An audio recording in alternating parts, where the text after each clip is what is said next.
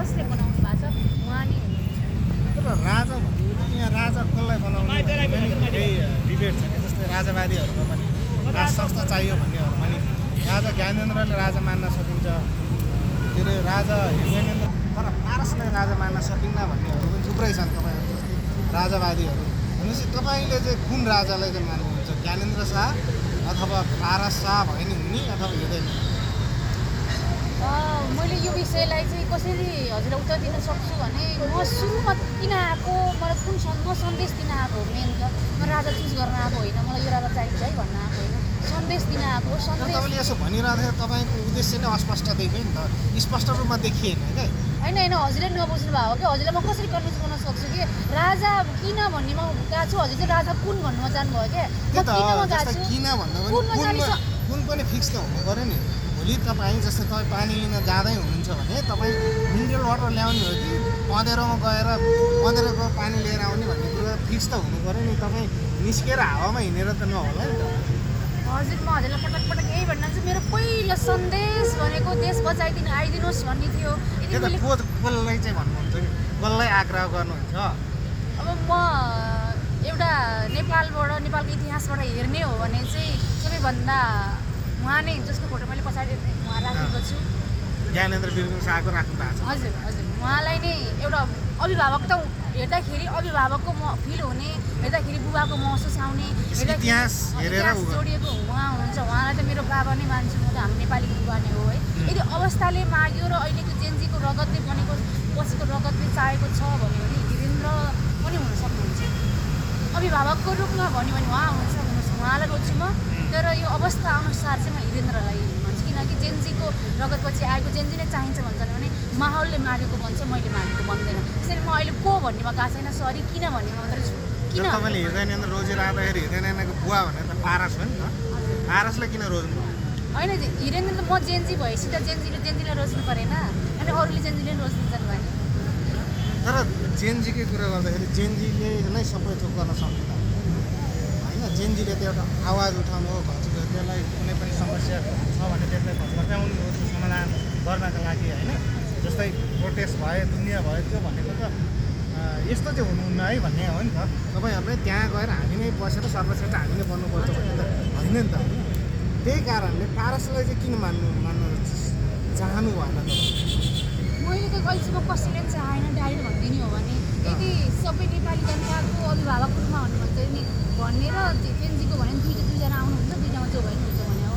म अहिले को म चाहिँ जान्न कि मलाई बचाइदिनुहोस्, देश हाम्रो अस्तित्व बचाइदिनु, धर्म बचाइदिनु, संस्कृति बचाइदिनु, मलाई बचाइदिनु, म जस्तो नागरिकलाई बचाइदिनु, जसले बचाए पनि हुन्छ मलाई त साँच्चै।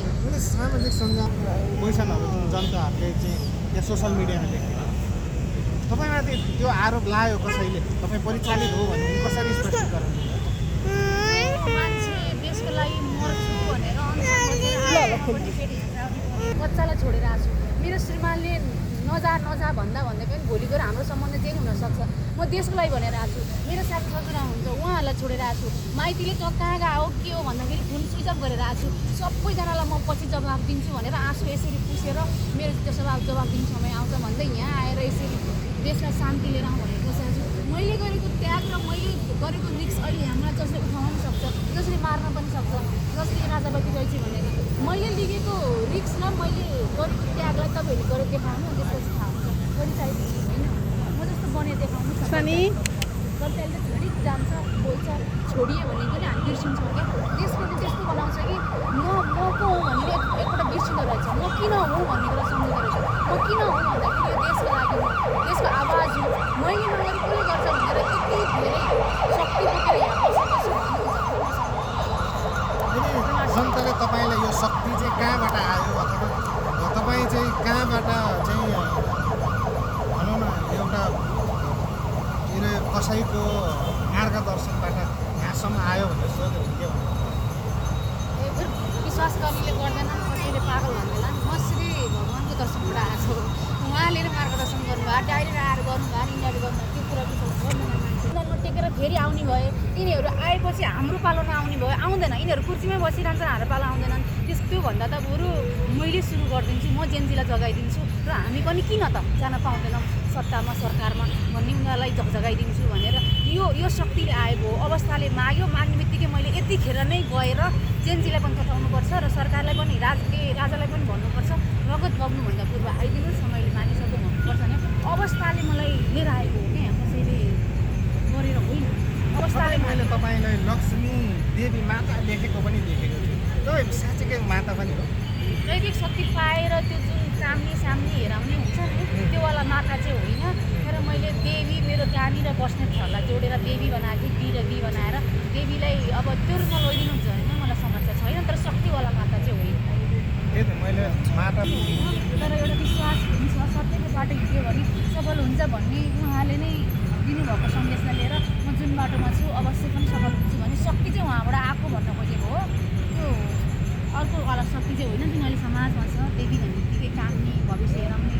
यस्तो उठ्ने त्योवाला चाहिँ होइन है ब्रह्म तपाईँले चाहिँ भविष्य हेर्नु म हेर्दिनँ कतै तपाईँले आफ्नै भविष्य नदेखाएर नै यहाँ यसरी आउनु भएको छ उद्देश्यविहीन रूपमा भनेर आरोप लगायो भने कसरी स्पष्ट गराउने मलाई चिनेर यहाँ आएको है अनि चिनाउनको लागि आएको तिमी को हौ भन्दाखेरि तिमी कुन चिजमा रमाइरहेको छौ अहिले तिमी छेडी चिजमा रमाइरहेको छौ तिमीले दुध रस हेरिरहेको छैनौ तिम्रै उमेरको म चाहिँ 26-27 वर्षमा लाउने खाने घुम्ने टुल्ने मोज मस्ती गर्ने उमेरमा देशको चिन्तन गरेर म यहाँसँग आएको छु मैले त मलाई खोजिसकेँ मेरो जन्म किन भएको रहेछ भने मेरो माटोलाई चिन्न भएको रहेछ माटोलाई बचाउन भएको रहेछ भनेर मैले राजा भनेको तिमीलाई चिन पहिला मैले त मलाई चिनिसकेँ कता मेरो भविष्यको कुरा गर्नु म भविष्य मेरो चिनेर नै आएको म यसकै लागि मैले एउटा कमेन्ट देखाएको थिएँ तपाईँको भिडियोको पनि तपाईँ त मोडल पनि हुनुहुन्छ होइन गीत सङ्गीत क्षेत्रमा नि राम्रै दखल राख्ने व्यक्तित्व हुनुहुन्छ अरे अनि तपाईँले काहीँ न काहीँ रूपमा जिन्दगीबाट हार खाएर अथवा मैले जिन्दगीमा केही गर्न सकिनँ अब यसो गऱ्यो भने म भाइरल हुन्छ कि भनेर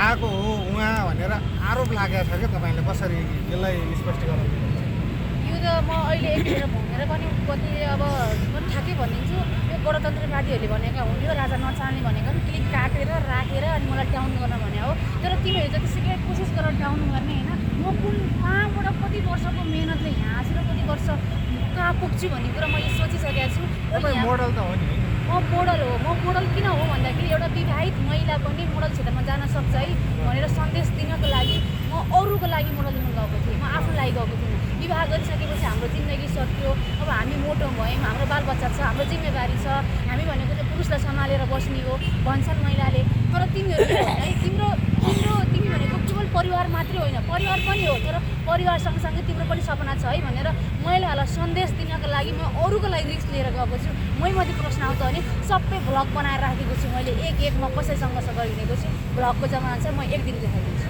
त्यही त तपाईँले भन्नुभयो नि भएको रहेछ तपाईँले धेरै म होइन यथार्थमै म चाहिँ बरु यी दुःख कष्ट गर्नुभन्दा बरु म यसरी राजनीतिमा लाग्नका लागि एउटा पब्लिसिटी पाउनका लागि आएको भन्ने खालको आरोप छ क्या तपाईँको धेरै धेरै धन्यवाद तपाईँले मैले सोचिरहेको कुरा भनिदिनु भयो यतिखेर है मैले चाहिँ मलाई पर्या होइन यो समाज महिलालाई कतिसम्म पुरुषले दमन गर्छ मैले नजिकबाट देखेको छु एउटा पुरुषलाई कुनै ठाउँमा खान जानु पऱ्यो भने पहिला सुरुमा उसले शरीरलाई हेर्छ त्यो मलाई थाहा छ रातको सम्झौता गर्छ त्यो मलाई थाहा छ पुरुषले कतिसम्म महिलालाई कहाँसम्म गर्छ भन्ने कुरा सबै मलाई थाहा छ मलाई यही थाहा छ मेरो श्रीमानलाई पनि यो थाहा छ समाज कस्तो छ भन्ने कुरा अनि श्रीमानले तँ पनि यही दिनमा पुग्छेस् है भन्नको लागि नजा भन्नुभयो बोल जाने भयो डिभोर्स गरेर जा भन्नुभयो यस्तो समाजले गर्दा म जान पाइनँ भनेको म भएँ भनेको होइन म जान चाहेको थिएँ तर मलाई जान दिएनन् किनकि समाज यस्तो छ यस्तो समाजको हिस्सा त पनि बन्छेस् भनेर मैले नेतालाई गाली गर्न भनेको तिमीहरूले बनाएको समाज हेर कस्तो छ अझै पनि नारीको अवस्था कस्तो छ त्यस्तो नारीको अवस्था मेरो श्रीमानले देखा भएर मलाई त्यो ठाउँमा नजा जाने भयो डिभोर्स गरेर जा भने तिमीहरूले अवस्था सुधारेनौ भने म आउँछु राजनीतिमा अबको नारीलाई तिमीहरूले जुन रूपमा चिया छौ नि म बदल्छु भनेर उनीहरूको बदला लिन आएको हो म त म भएर होइन मलाई यहाँ जानै दिएनन् यो नेताहरूको कारणले गर्दा यिनीहरूले देश यस्तो खतम बनाइदिए हामीलाई प्रयोग गरे ठाउँमा हामीलाई युज गरे त्यो युज गरे भएर तिमी मात्र हुने होइन है हामी पनि देश चलाउन सक्छौँ र तिमीहरूलाई म कसरी जवाफ दिन्छु हेर भोलि म कुन ठाउँमा पुग्छु भन्नको लागि यहाँ सन्देश दिन आएको यिनीहरूले गर्दा हो क्या म बाहिर निस्किन पाएँ यही नेताहरूले गर्दा यिनीहरूले यस्तो पात्रमा मैले देखा मैला गएर गर्ने ठाउँ काहीँ पनि छैन अहिले घरबाट अब उसको नानी छ यदि ऊ निस्किन पऱ्यो भने यदि ऊ निस्किन पऱ्यो भने अहिले उसँग पैसा भएन भने जाने कहाँ हो अनि श्रीमानले कुटै पनि यदि कुट्छ भने कुटै पनि चुटै पनि सहेर बस्नुपर्छ जाने ठाउँ छैन अनि तिमीहरूको यही कारणले गर्दा यही अवस्थाले गर्दा हामी हेपिया हो, हाम्रो अवस्था बदल्न म आएको हो म भनेर चिनाउनको लागि भनेको हो, म भएर भनेको होइन। मतलब तपाईँ पुरुषहरूबाट पीडित भएर पुरुषहरू जुन पुरुष भन्ने शब्दलाई नै नफरत गर्न खोजिएको हो जस्तो देखिन्छ नि तपाईँको भाव सुन्दाखेरि। म पुरुष भनेर पुरुषलाई गलत भन्दिनँ। म चाहिँ घरबाट बाहिर निस्किसकेपछि ठाउँ ठाउँमा सम्झौता भएका दिदीबहिनीहरूको गुनासो मैले सुने। म चाहिँ कस्तो भइदिएँ भने मलाई परेको पीडा मात्रै मेरो भन्नेवाला नारी होइन। त्यतिखेर यो देशको अवस्थाले हामीले जति पनि प्रयोग गरेको छ, मलाई श्रीमानले यो राजनीतिमा नजा, यो क्षेत्रमा नजा, त्यहाँ रिक्स छ, त्यो बित्ति बसेर जा भनेको कारणले यो अवस्थाले गर्दा हो। यो अवस्था बदल्नुपर्छ भन्ने मात्र मेरो कुनै त्यस्तो नराम्रो छैन। अवस्था नै गलत छ, मलाई कतै भन्नु भएको तपाईँले। अवस्था यस्तो छ देशको। तपाईँको कुरा सुनिरहँदाखेरि भोलि गएर तपाईँको डिभोर्स पनि हुनसक्ने अवस्था हो एकदमै किनकि यो नेतालाई पनि जान्छ। यो राजनीतिकमा पनि अब मैले राजनीति गर्छु भनिसकेपछि यहाँ नेताहरूको चलखेल हुन थाल्छ। यसलाई उठाउने हो कि यसको घरलाई उठाउने हो कि यसको बच्चालाई उठाउने हो कि यसको खोला उठाउने हो कि भन्ने चालखेल हुन थाल्छ। यिनीहरूले गर्दाखेरि हो कि यदि भयो भने यिनीहरूको दोषी नै यही नेताहरू हुन्छ। कति वर्षको बच्चा छ नि त? मेरो 5 वर्ष हुन्छ। 5 वर्ष आमा खोज्दै होला ती बच्चाले। हजुर, अनि म सम्पूर्ण बच्चाको आमा बन्न सकौँ भनेर एउटा रिक्स लिएर हिँडेको आमा हो। मैले रिक्स नलिएँ, अब कसले लिन्छ भनेर आएको हुँ। मलाई त झन् आशीर्वाद दिनुपर्ने ठाउँमा, मलाई झन् सल्लाह सुझाव दिनुपर्ने ठाउँमा, म कति टुटेको छु, कति एक्लो छु, मलाई सबैले साथ दिनुपर्ने ठाउँमा यसो भन्छ। तपाईँले यसो भनिरहँदाखेरि म